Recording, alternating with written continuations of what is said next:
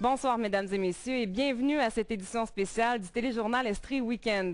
D'abord, ce soir, l'hôpital de Cowansville s'est offert tout un cadeau pour ses 100 ans.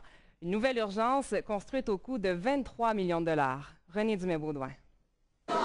Croyez-le ou non, tout ce beau monde attendait à l'urgence cet avant-midi. Être refait en neuf, là, c'est bien beau de venir voir ça, quand c'est neuf comme ça.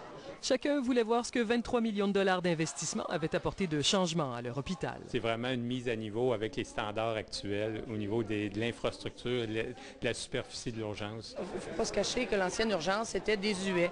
Alors, on avait besoin de ça.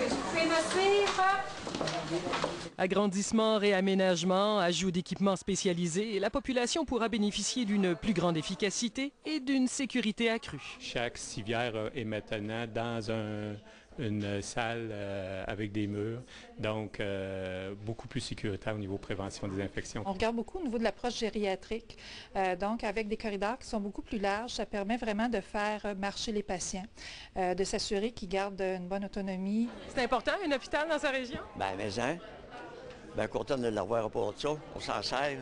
Faire une visite à l'urgence en ne souffrant d'aucun mal, c'est ce qui est arrivé à plusieurs personnes aujourd'hui. L'hôpital Brome-Missisquoi-Perkins passe à une nouvelle ère. L'inauguration des nouveaux espaces a attiré en grand nombre la population de la région, qui démontre un attachement hors du commun à son établissement de santé. C'est très important, notre hôpital. On en est très fiers et puis moi, je ne peux pas manquer ça. Écoute, j'ai vécu toujours ici, c'était très important. On ne veut pas la perdre. 100 ans ont passé, on se prépare déjà pour le 200e.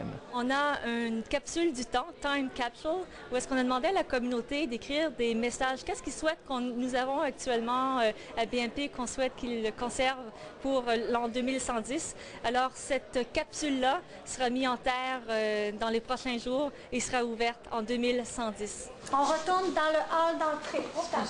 René Dumais-Baudouin, Radio-Canada, Cowansville.